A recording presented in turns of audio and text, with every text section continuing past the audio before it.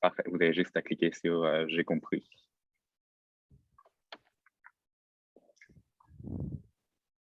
OK. Donc, Sylvie fait partie de l'URLS, qui est l'unité régionale de loisirs et des sports de la ville de Montréal. Et ça va être nos partenaires avec le RABQ cette année, le réseau d'action bénévole du Québec, pour vous accompagner dans toute la formation de GEO, donc gestion, encadrement et orientation des bénévoles, qu'on va vous proposer de suivre à votre rythme, mais avec des rencontres régulières tout du mois de mars, en fait, à partir de maintenant jusqu'à la fin du mois de mai, pour avoir la formation complète, les 5 modules. Et si vous voulez les compléter avec les 2 modules spécifiques pour les jeunes bénévoles et les bénévoles seniors, âge d'or, est-ce que c'est le bon terme à partir de 50 ans? 50 ans et plus, ça va être Et beau. plus. Parfait. Sylvie, je te laisse la parole. Je vais partir ton diapo. Merci. Bien, bonjour à tout le monde, puis merci de vous joindre et encore félicitations à la fédération qui a pris cette initiative de vous soutenir comme organisme membre de la fédération avec ce programme Géo bénévole. Alors, d'entrée de jeu, je vous dirais que ma collègue Isabelle Trudeau, qui est responsable de ce programme-là, au réseau d'action bénévole du Québec a eu vraiment un empêchement majeur. Donc, elle m'a demandé de faire cette présentation cet après-midi. Je vous rassure, ça fait plus de 3 ans que je travaille avec elle sur ce programme-là et que les unités régionales de loisirs et de sport, vous en avez une dans chacune de vos régions administratives, a une entente avec le RABQ et nous sommes des partenaires privilégiés pour soutenir les sociétés d'histoire dans cette démarche engagée par la Fédération. C'est que là, je ne vois pas le PowerPoint, mais… Pardon, j'arrive. J'ai manqué de Parfait. préparation. Une petite question, s'il vous plaît. Oui. L'acronyme, ça veut dire quoi au long? C'est le réseau de l'action bénévole du Québec. Merci. Bienvenue. Alors, on a quelques diapositives pour vous présenter la démarche dans laquelle la Fédération s'engage et pour vous présenter les grands éléments de ce programme-là. Mais ne vous gênez pas au cours de la présentation, qui sera brève d'ailleurs. Je suis toute disponible pour répondre à des questions au cours de la présentation si ça vous convient. Donc, on y va avec notre première diapositive. On est prêt pour l'embarquement? Go, on y va. Alors, ce programme-là, comme je le disais, a été mis de l'avant par le réseau de l'action bénévole. Il s'inscrit dans la grande stratégie gouvernementale de l'action bénévole du Québec, c'est-à-dire que le gouvernement du Québec reconnaît le RABQ comme étant l'organisation qui est responsable de cette stratégie de l'action bénévole et à l'intérieur de ses nombreuses responsabilités, le programme Géo bénévole est une de ses réalisations. Donc, ce programme-là a comme objectif pédagogique de soutenir les organisations pour améliorer vos connaissances et potentiellement développer certaines compétences pour mieux planifier et organiser le recrutement qui est entre autres la pierre angulaire du bénévolat, de bien accueillir les bénévoles, de s'assurer qu'ils sont satisfaits, qu'on fait l'encadrement requis et qu'on va jusqu'à les orienter à travers les postes qu'on souhaite combler à l'intérieur de notre organisation et bien sûr, toute la question de la reconnaissance des bénévoles. Donc oui, il y a des éléments théoriques, mais il y a aussi des outils qui peuvent être à votre disposition dans le cadre de cette formation-là. Merci, Jean, de poursuivre. Donc, les 5 modules sont les suivants. Il y a un premier module qui nous parle un peu de la réalité du bénévolat au 21e siècle, parce que dans l'histoire du bénévolat, ça a commencé beaucoup dans toute la notion de chrétienté, de don de soi. Ça demeure un don de soi, mais les pratiques et les stratégies pour mobiliser, recruter les bénévoles se sont transformées au fil des années. Donc, il y a un premier module qui aborde ça. Le deuxième module, c'est le recrutement qui, à mon avis, est vraiment la pierre angulaire du bénévolat. Donc, développer des stratégies pour mieux recruter, pour s'assurer de recruter aussi les bons bénévoles. Je donne un exemple. Quel groupe d'âge on souhaite avoir à l'intérieur de notre organisation dans un contexte de relève ou dans un contexte de recrutement? Peut-être que les sociétés d'histoire souhaitent rejoindre des jeunes de 18-35 ans. Peut-être qu'ils souhaitent rejoindre davantage des gens de 50 ans et plus, etc. Mais ce module-là permet de faire une réflexion et d'outiller les organisations en matière de recrutement. Le module 3, lui, touche toute la question de la sélection des bénévoles et bien entendu, on aborde la question du filtrage des bénévoles. Vous le savez comme moi, toute la problématique des antécédents judiciaires, etc. Il y a des outils, il y a même des processus pour bien faire ça et même jusqu'à identifier, y a-t-il des degrés de dangerosité au niveau d'un harcèlement dans nos pratiques, dans nos activités. Peut-être que non, mais je sais très bien qu'en sport, c'est beaucoup plus présent, mais ça nous permet d'avoir cette réflexion-là et d'avoir aussi des outils si on veut aller dans cet esprit-là.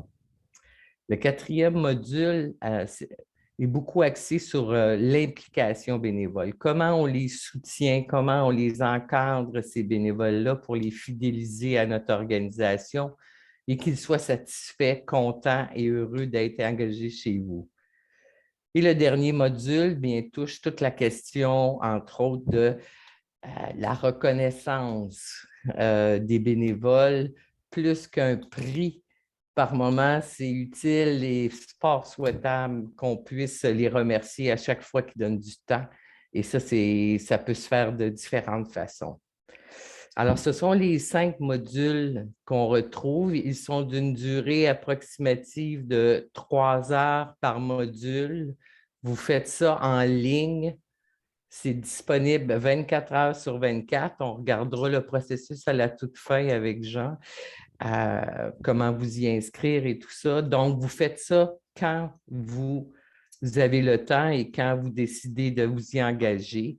Comme je vous dis, 3 heures par module. Donc, c'est approximativement 15 heures au total.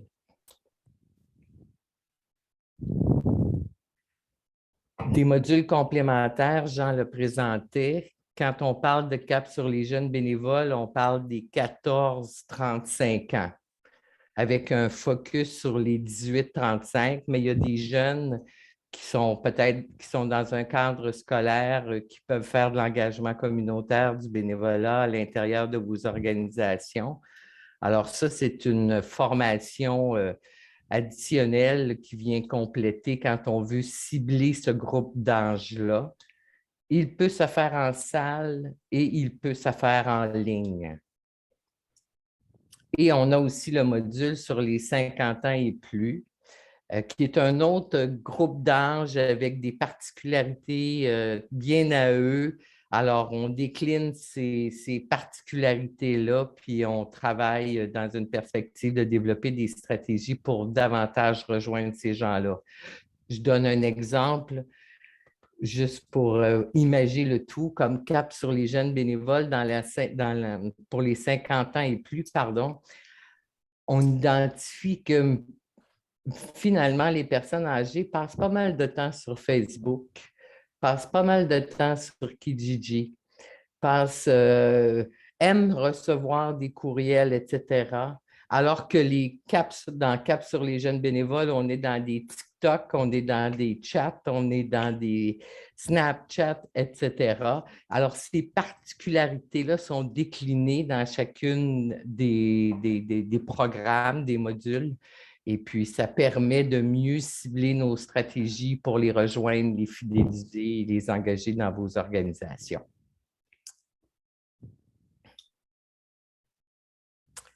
Donc, la structure de chacun des modules, on commence toujours un module en faisant un pré-test qui nous permet de vérifier nos connaissances.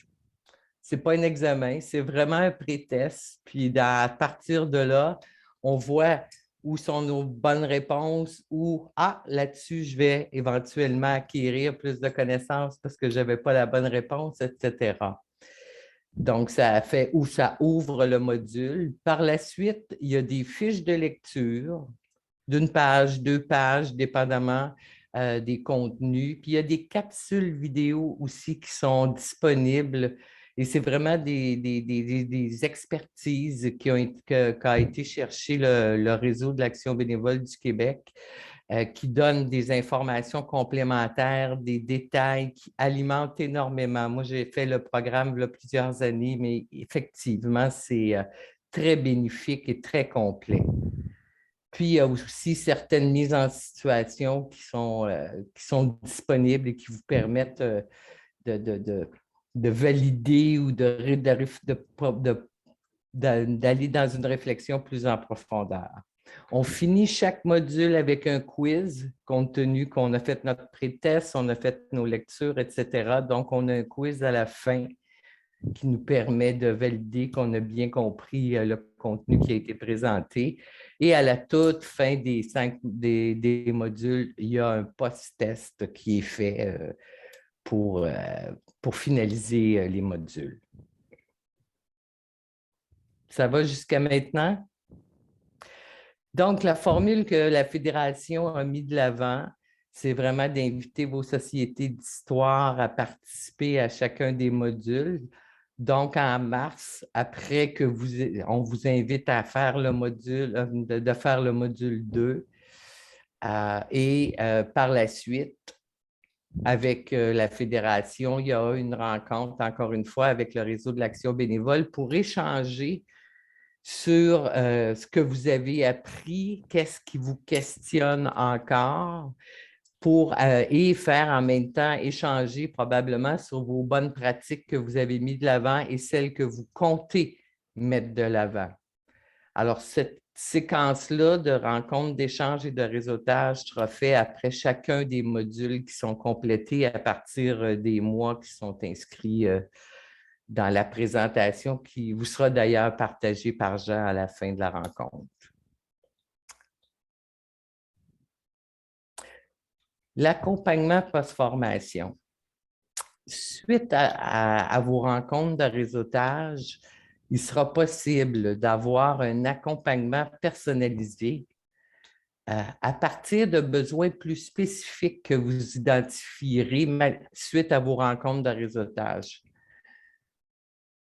Donc, ça va permettre d'aller plus loin et surtout de vous permettre d'accéder à des outils, je dirais entre guillemets, des gabarits, des modèles qu'on pourrait vous transmettre dans le cadre d'une rencontre d'accompagnement qui ferait en sorte que vous n'auriez qu'à compléter certains petits éléments. Dans cet esprit-là, une espèce de clé en main collée à vos besoins. Donc, à partir du moment où il y a une demande d'une société d'histoire, l'URLS de votre région s'engage à prendre contact avec vous dans les 4 semaines qui suivent votre demande. Une première brève rencontre pour identifier vraiment votre besoin. C'est quoi l'outil que vous avez besoin?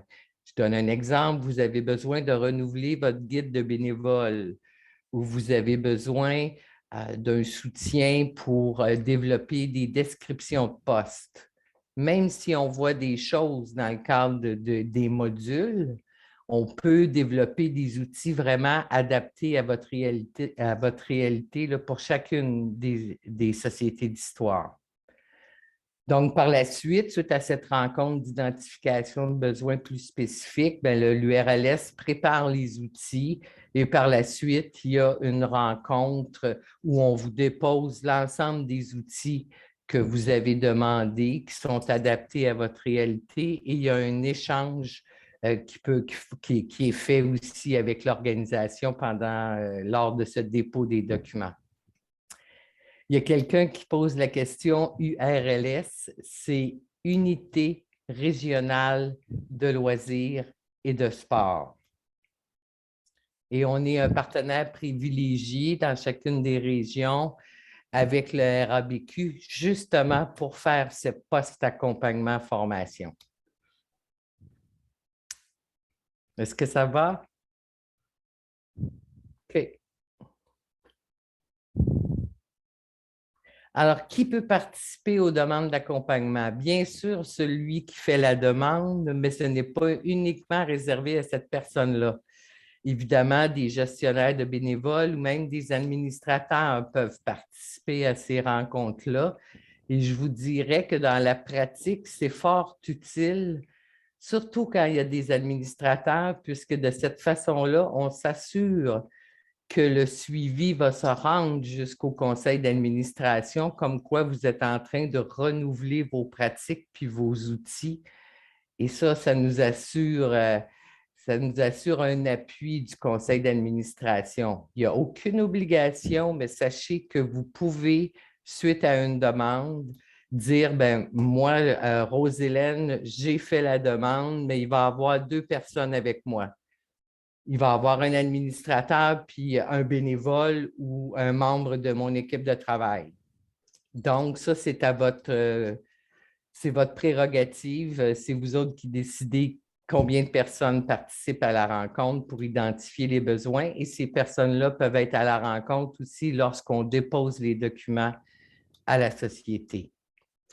Fait que le type d'accompagnement qu'on a fait jusqu'à maintenant, c'est vraiment plus des accompagnements individuels, mais sachez que nous ne sommes pas fermés à faire des accompagnements collectifs si jamais, à l'issue des rencontres de réseautage, vous identifiez plusieurs sociétés d'histoire, que vous avez des besoins communs parce que vous faites tous des événements et que vous voudriez avoir des outils dans le cadre de la gestion des bénévoles en événementiel. Ah bien, à ce moment-là, il y aurait possibilité de faire un accompagnement avec plusieurs sociétés et on outillerait en lien avec la gestion des bénévoles dans le cadre d'un événement. Mais jusqu'à maintenant, dans la pratique, on a fait vraiment plus d'accompagnement individualisé. Je vous donne un exemple concret d'accompagnement réalisé où on a vraiment développé des gabarits, des outils, des modèles là, vraiment qui ont été adaptés. Je prends toujours l'exemple de la planification des effectifs. Souvent, quand on veut développer sa stratégie au niveau de recruter des bénévoles, il y a peut-être des choses qu'on omet bien involontairement de regarder pour bien identifier l'ensemble des types de bénévolat qu'on a besoin dans notre organisation, que ça parte du conseil d'administration jusqu'à faire des appels téléphoniques auprès de membres, etc. Donc, on s'est souvent fait demander ce type d'outils-là, la description de poste, comment s'assurer de bien rendre visible sur nos sites Internet comme quoi on est des organisations qui invitent les citoyens à s'engager dans les sociétés d'histoire, etc.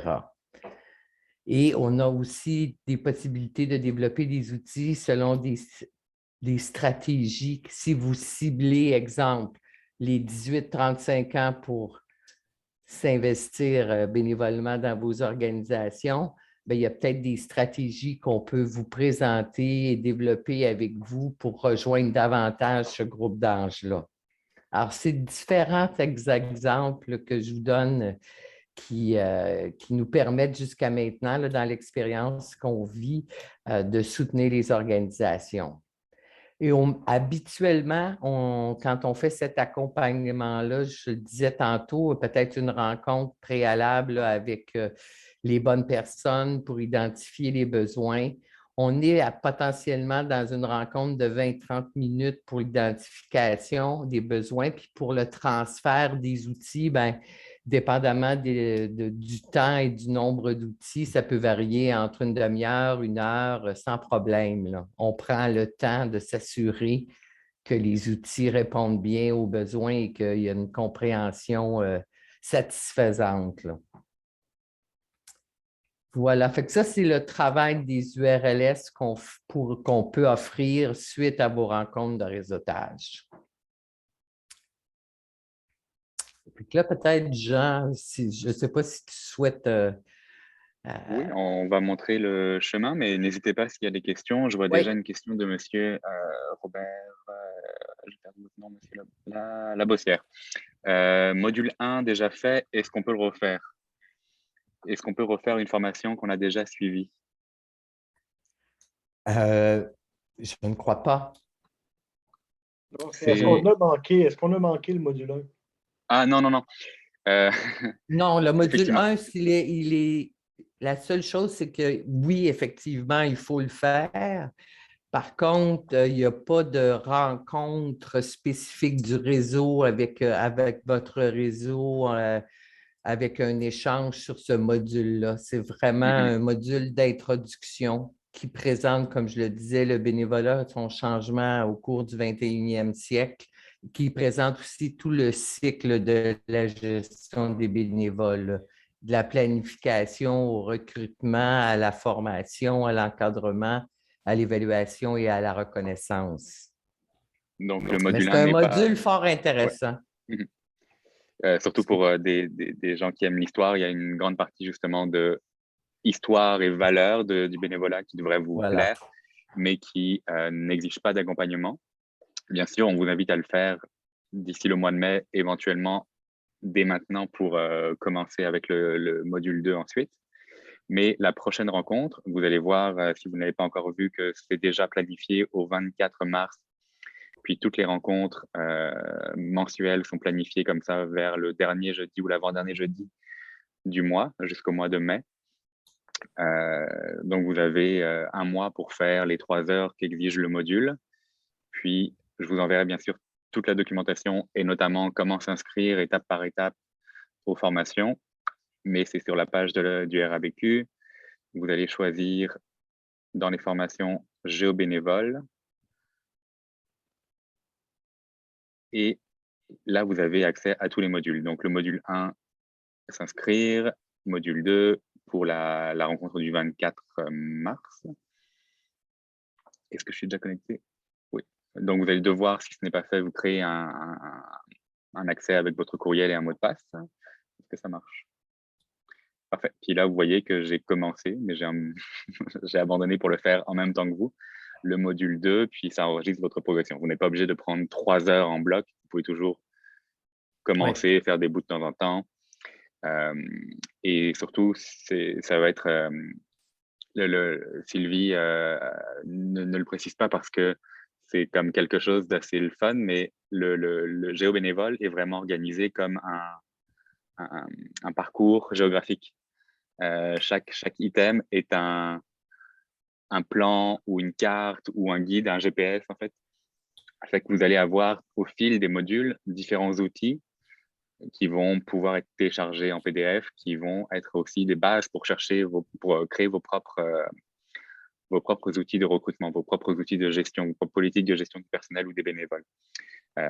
Donc, en plus de faire les modules eux-mêmes, vous allez pouvoir constituer un fonds documentaire assez intéressant qui va vous permettre de repenser vos propres outils. Qu'est-ce que j'avais à dire sur ça?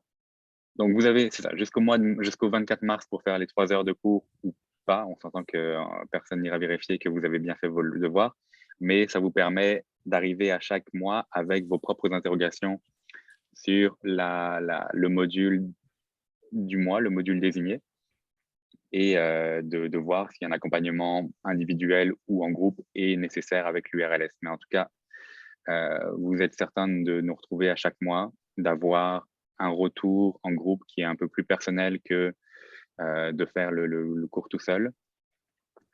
Est-ce que j'oublie quelque chose, Sylvie? Non, je pense qu'effectivement, ça conclut bien. C'est comme la formule que la Fédération a mis de l'avant avec les rencontres de réseautage pour partager un peu votre expérience avec ce module-là, les outils, etc., bien, ça va sans aucun doute vous permettre bien sûr de vous réseauter, mais d'échanger aussi sur les bonnes pratiques que vous avez suite à la complétion de ces modules-là, puis de voir, y a-t-il des outils qu'on souhaiterait développer de façon plus spécifique, soit sur une base individuelle ou sur une base collective. Alors, vraiment, c'est une stratégie très collée à votre réalité là, qui a été mise de l'avant par la Fédération. Je vois une main levée. C'est l'Association du patrimoine d'Elmer. Moi, je suis simple employé 2 jours semaine, le coordonnateur. Nous sommes en plein processus de planification stratégique. On redéfinit entre autres les comités, dont le comité recrutement qui va comporter autant le personnel que les bénévoles, les membres. Et par curiosité, je me demandais de ceux qui sont présents, justement, est-ce que ce sont des membres du conseil d'administration de vos organismes? Est-ce que vous êtes des employés, des responsables de comité? Quelles sont vos situations au sein de vos organismes respectifs? Et puis, comment, justement, on peut garantir, ça serait peut-être une autre question, comment un employé qui, normalement, est celui qui assume une passation des pratiques et des bonnes pratiques, peut garantir ou proposer fortement lorsqu'il y a des changements de CA, parce que là, on a vécu quand même pas mal de changements de CA dernièrement. Nous, en 1 an et demi, on a passé par 3 présidences. On a eu un décès, une intérim, et on a un autre intérim actuellement. Puis c'est ça, on dirait que c'est toujours à reconstruire, essayer de passer le savoir. Si je vais me chercher cette formation-là en tant que coordonnateur, comment par la suite, des stratégies pour... est-ce que c'est des outils, des manuels, des guides qu'on doit écrire, tout ça? Donc, je suis curieux de voir au sein de vos organismes respectifs comment vous dealez avec ça.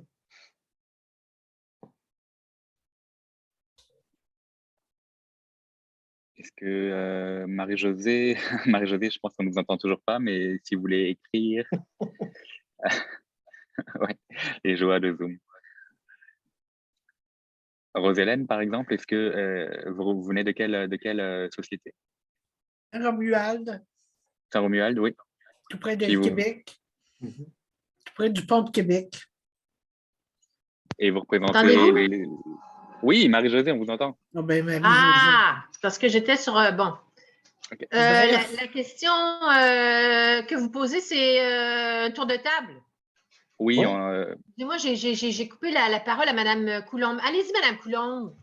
Bien, en fait, pour répondre à Jean, moi, je suis la vice-présidente de la Société d'histoire et je suis ici en tant qu'administratrice de la société et je fais des petits comptes rendus aux membres du CA. Mhm. Donc, c'est ma forme de bénévolat. Mais je trouve ça intéressant. Mais j'avais une question justement. Est-ce que si j'ai d'autres membres du CA, est-ce qu'on est limité à un représentant par association ou s'il y a 2-3 personnes qui sont intéressées, ils peuvent participer? Moi, je dirais le plus de monde, le meilleur. Membre du CA, mais également membre de l'exécutif, notamment les coordonnateurs ou les directeurs, parce que ce sont eux, à terme, qui vont être en charge d'appliquer les politiques de recrutement des bénévoles qui vont être mises en place ou les politiques d'encadrement.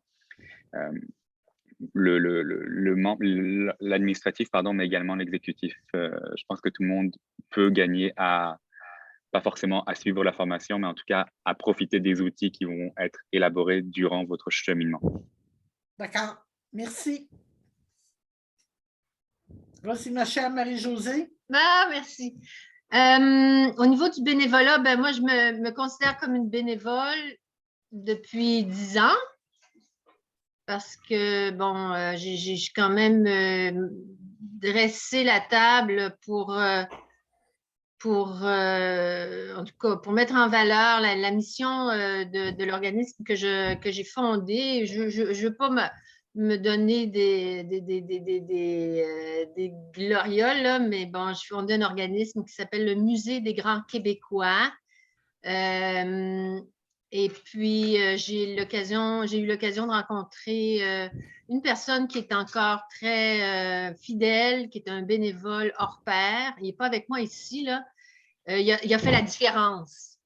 j'ai eu beaucoup, beaucoup de chance d'avoir cette personne-là qui a ouvert des portes parce que de son côté, il avait vraiment, en tout cas, je suis choyée, j'ai un bénévole qui m'a vraiment beaucoup, beaucoup aidé. Il s'appelle Jean-Claude Soriol. Autrement, bien, cet été, j'ai une possibilité d'exposition, mais puis j'ai fait appel au programme Emploi d'été Canada, mais dans la région où est-ce que je vise de créer le déploiement et tout, on m'a dit que c'est extrêmement difficile d'aller chercher une main-d'œuvre de 14 et quelques dollars. J'aimerais avoir deux personnes. Alors, je me tournerais vers le bénévolat, mais j'ai peur que le bénévolat d'aujourd'hui soit extrêmement exigeant. Et j'aimerais ça peut-être vous entendre là-dessus, Madame Lacasse. Le bénévolat d'aujourd'hui change à cause de la pandémie. Alors, je ne sais pas dans quelle mesure est-ce que vous, votre organisme, prenez compte de ça. En fait, puis je vais demander, je vais m'assurer de faire le lien avec Jean.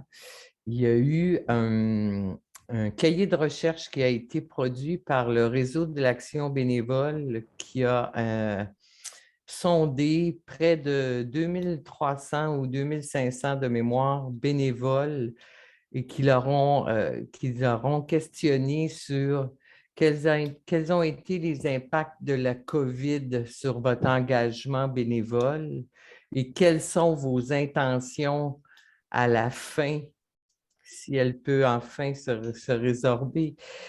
Mais à la fin de cette pandémie-là, quelles sont vos intentions au niveau de l'engagement bénévole? Et là, je vais vous donner quelques références de mémoire, mais je m'assurerai de la faire suivre à Jean qui pourra vous la communiquer, ce cahier de recherche.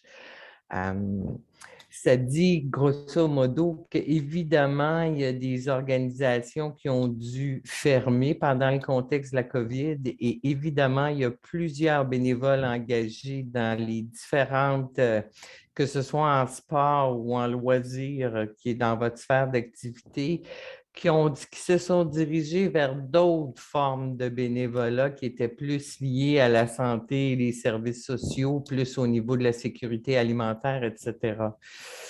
Puis, effectivement, il y a eu une perte d'engagement bénévole. Toutefois, il y a quand même un pourcentage important dans ce cahier de recherche de bénévoles qui sont prêts à se réinvestir dans les organisations dans la mesure où les bénévoles sentiront clairement que l'organisation prend des mesures sanitaires, malgré que la COVID va se terminer, va quand même avoir des pratiques de sécurité sanitaire pour eux. Ça, il y a une majorité de bénévoles qui soulignent ça.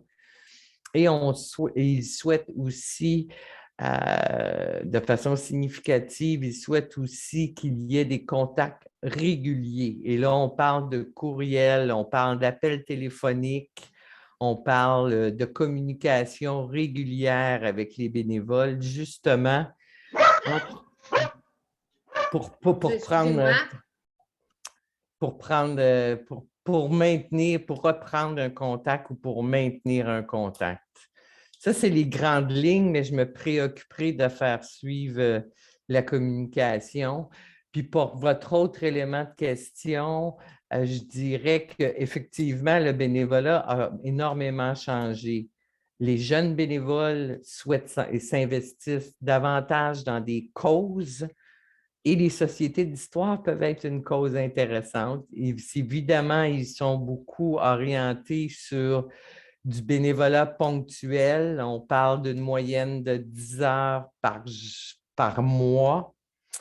Il y a encore des bénévoles qui veulent s'impliquer plus en nombre d'heures mensuelles plus élevé, mais entre autres, les 18-35 ans, ils sont vraiment là.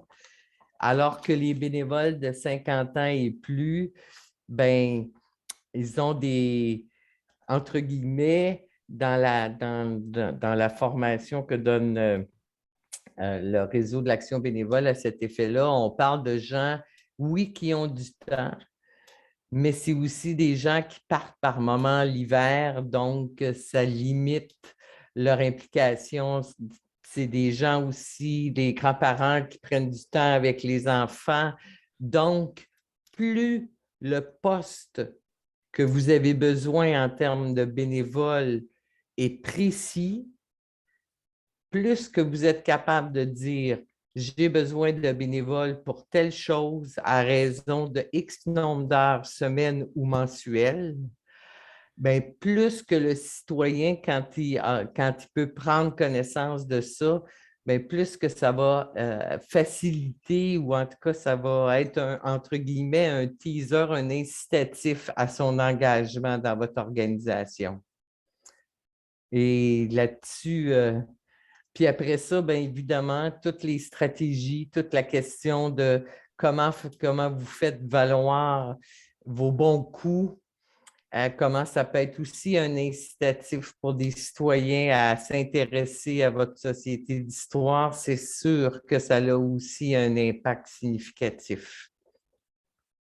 Ça répond brièvement à votre question, mais bon, j'espère que, puis j'espère que ça répond dans un premier temps et je me préoccuperai de faire suivre la documentation à Jean qui pourra vous la communiquer, là, entre autres, sur ce cahier de recherche sur les impacts de la COVID sur le bénévolat. Oui, OK. Merci, Mme Lacasse. Merci. Bienvenue. Parce qu'en fait, je peux être, je ne veux pas prendre votre temps, là, mais vous savez, le programme Emploi d'été Canada, là, la règle, c'est que c'est 30 ans et moins. Or, en région, il y a à peu près 80 de la population qui est âgée, qui a notre âge, là, qui a 50 ans et plus. Alors, il faudrait qu'il y ait un programme d'emploi d'été Canada pour les personnes de 50 ans et plus. Parce que là, ça nous bloque finalement. C'est ridicule. Oui. Et je partage votre Parce regard. Qu'aujourd'hui, le bénévolat à 14,25, c'est comme ça que les gens le perçoivent. C'est devenu du bénévolat d'être payé à 14,25. Alors, malheureusement. Il y a moyen quand même de prendre des vrais bénévoles, là, mais pas facile. Non, j'en conviens, là. D'où la pertinence de ce programme de formation qui peut vous outiller, entre autres, sur les stratégies. Oui. Puis pour Mme Hudon, j'ajouterais juste l'élément au niveau d'Emploi Canada. Dans la pratique, on voit de plus en plus dans nos organisations, là, un peu partout au Québec, mais je vais vous parler de Montréal, mais je sais que ça se fait ailleurs aussi, c'est quand les organisations peuvent augmenter à partir de leurs propres revenus le montant qu'ils peuvent indexer pour avoir un salaire un peu plus intéressant que celui offert par Emploi Été Canada, ça a un impact positif. Nous, chez nous, on l'a fait et ça a un impact positif. On a des emplois Été Canada, mais il faut avoir les moyens financiers de le faire, bien entendu. OK, merci. Madame Lacasse, j'aurais une question, sans vous embêter. C'est quoi un taux horaire alléchant pour ce genre de poste-là? Pouvez-vous nous donner des indices? À titre indicatif, Oui. je dirais, en fait, pour l'avoir fait, là, c'est autour de 16-17 $ de l'heure. OK. Merci. Puis à l'heure actuelle, si je prends l'exemple, puis vous en avez tous dans vos régions, là, dans l'exemple je prendrai l'exemple des camps de jour là, en 10 secondes. Là.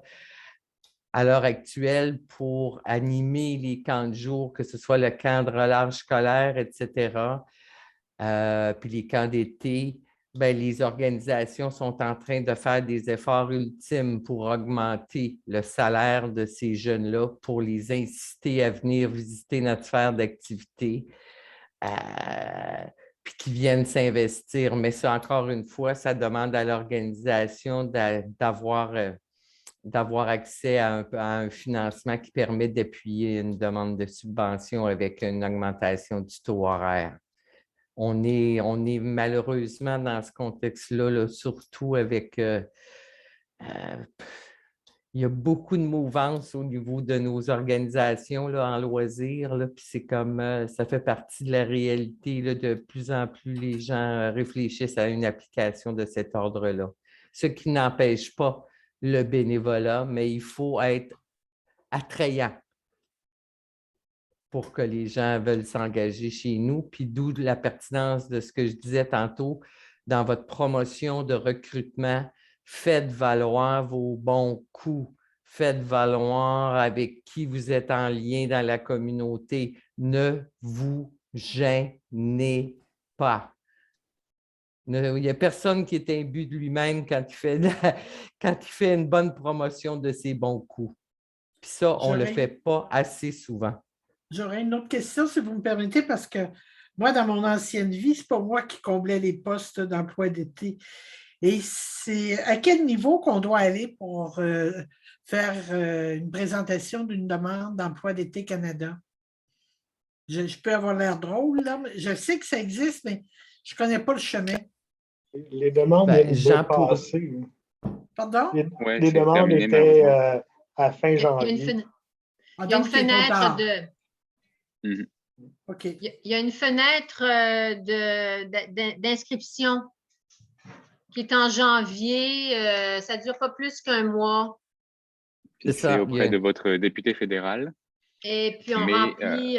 Oui, cette demande est assez simple. Peut-être que vous êtes admissible, encore une fois, c'est les mêmes fenêtres, à Jeunesse Canada au travail, qui est encore un programme fédéral, qui vise les mêmes tranches d'âge de 35 ans jusqu'à 35 ans, je crois.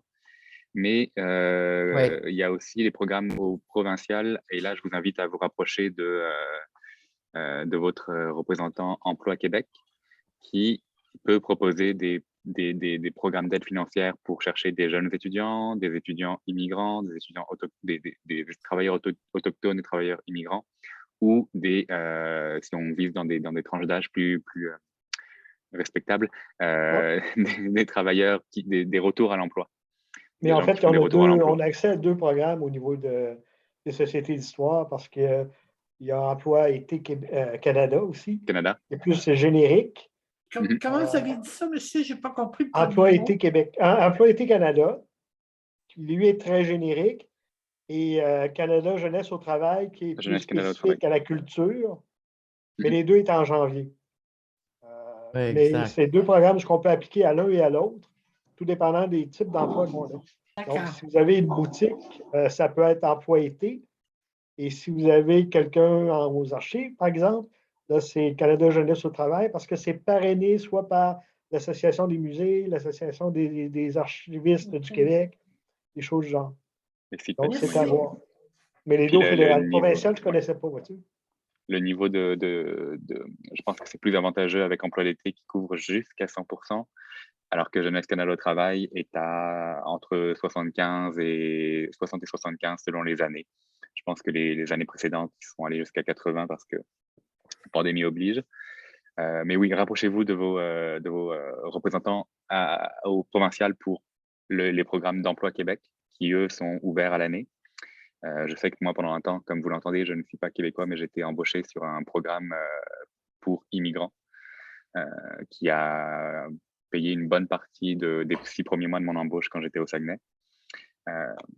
C'est des programmes assez intéressants, puis avec moins de dates contraignantes que les programmes fédéraux. Si tu me permets, Jean, je veux juste ajouter un élément. Vous pouvez aussi vous rapprocher, puis dépendamment si vous ciblez ce groupe d'âge-là pour devenir bénévole dans vos organisations, vous pouvez aussi prendre contact avec vos carrefours jeunesse emploi qui soutiennent des jeunes en insertion socio-professionnelle entre 16 et 35 ans majoritairement. Et eux ont accès par des programmes, par la politique jeunesse, là, certains programmes ont accès à du soutien financier qui permet à un jeune d'aller s'investir dans une organisation dans leur milieu.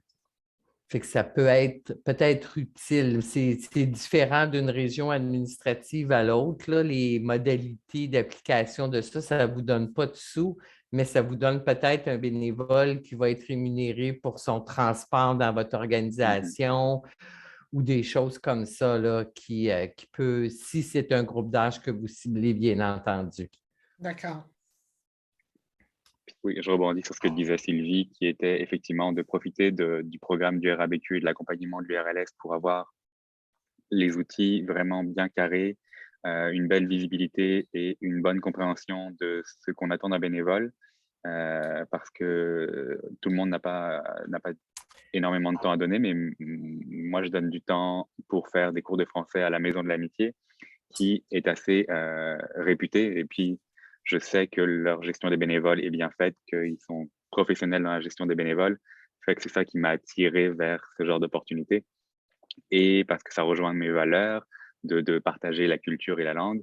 Donc, je suis sûr que si on fait ensemble le chemin de promouvoir vraiment ce que porte la Société d'Histoire, puis on va, nous, de notre côté, à la FHQ, on va faire notre possible pour mettre en avant ses missions et valeurs. On est en train de revoir tous les règlements généraux pour justement montrer que l'implication citoyenne, l'implication de tous les groupes d'âge dans la protection de la culture et du patrimoine, c'est un enjeu politique dans le sens le plus noble du terme, puis que le bénévolat fait partie de cette, j'ai le mot en anglais, de cette dédication, de ce temps consacré à un héritage commun. Puis c'est ce qu'on va travailler ensemble, que ce soit vraiment, que ces valeurs-là soient appuyées sur un système et sur des politiques qui fonctionnent, qui sont reconnues et certifiées. Dans cet esprit-là, entre autres, je vous invite à aller, si vous les connaissez, tant mieux, là, mais si vous ne connaissez pas votre unité régionale de loisirs et de sport, je vous invite à googler URLS, puis de votre région, exemple URLS Lanaudière, vous allez y arriver sur le site évidemment de l'URLS et vous allez voir l'ensemble des services qu'ils peuvent offrir. Et par moment, il peut y avoir aussi du soutien financier. Donc, à vous de faire les démarches à cet effet-là, qui peut soutenir certaines de vos initiatives. Mais là, c'est à géométrie variable dans chacune des régions, mais sachez qu'on a des programmes de soutien financier qui peuvent, selon vos organisations auxquelles vous pourriez peut-être, je dis bien peut-être, là, mais je vous invite à aller voir dans l'URLS de votre région à cet effet-là. Bien, en Sylvie? fait, moi, si vous me permettez, on les a rencontrés à 2 reprises. Les programmes de soutien, dans leur cas, nous, sur notre territoire, c'est plus par appel de projet 2 fois par année, là, genre, là, sur des projets spécifiques. Par contre, ce que j'ai trouvé intéressant, parce que nous, dans notre tête et dans notre compréhension, on comprenait que c'est loisir et sport davantage, genre activité de soccer et tout. Mais on nous a dit qu'il y avait une mission au niveau culturel et que de plus en plus, ils visent à travailler avec les intervenants du réseau culturel. Puis je pense que les sociétés d'histoire, ben, on est en plein dans le développement de la culture. Exactement. Puis je vous dirais, puis je ne veux pas non plus prendre trop de votre temps, mais je vous dirais que le réseau provincial de toutes ces unités régionales de loisirs et de sport sont en train de travailler au développement de capsules vidéo pour faire valoir le loisir culturel qui est souvent le parent pauvre du loisir. Oui.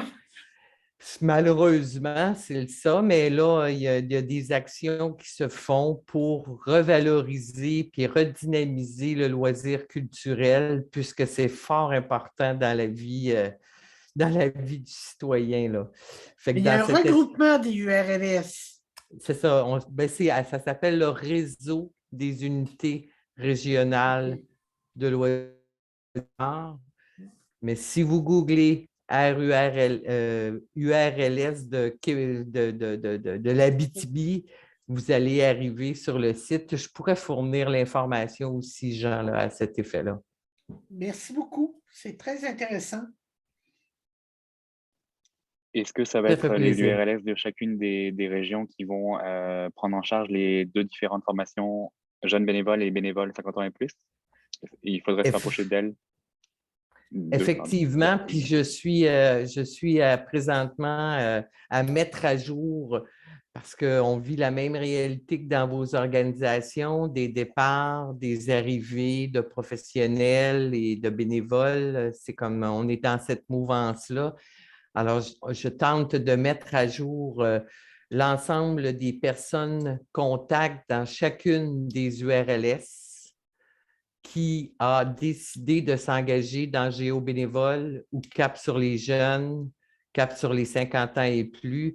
Puis ça, c'est une information là, que je pourrais voir assurer un suivi auprès d'Isabelle là, pour que Jean, tu puisses avoir accès à ça puis que ça puisse être largement diffusé dans vos sociétés d'histoire, là.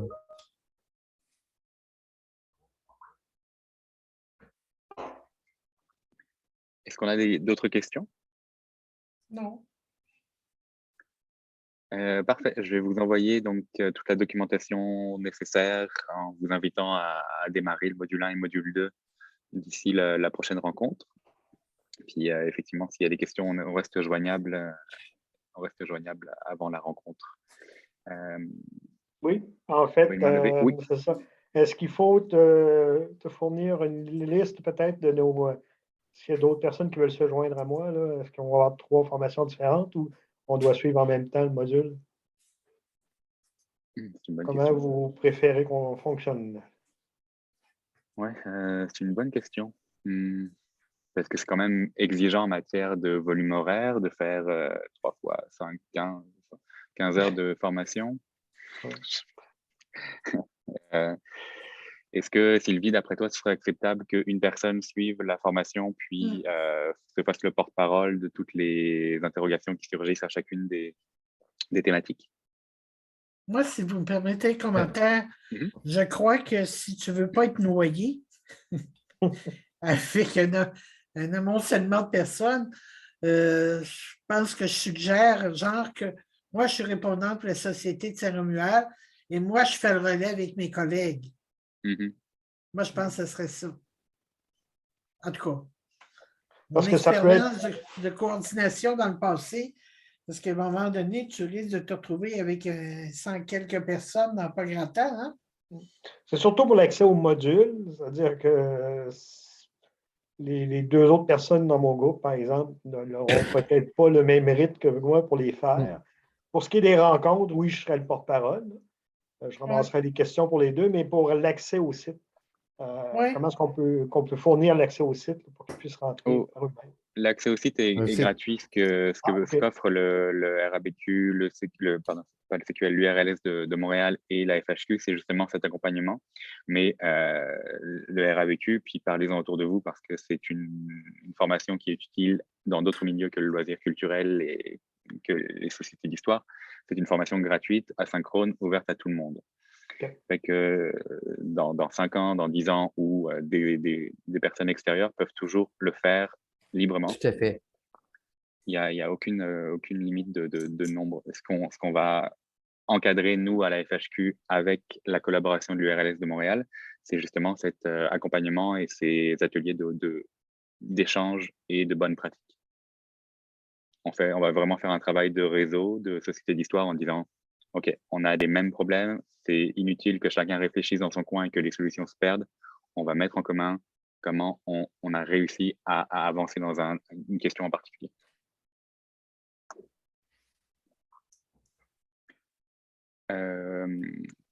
Guy, vous êtes joint à nous. Est-ce que vous avez manqué la réunion? Je pourrais vous envoyer les documentations sans problème. Et puis, si on n'a pas de questions, je vous abandonnerai avant de vous écrire dans quelques minutes, si tout va bien pour vous. Parfait. Merci.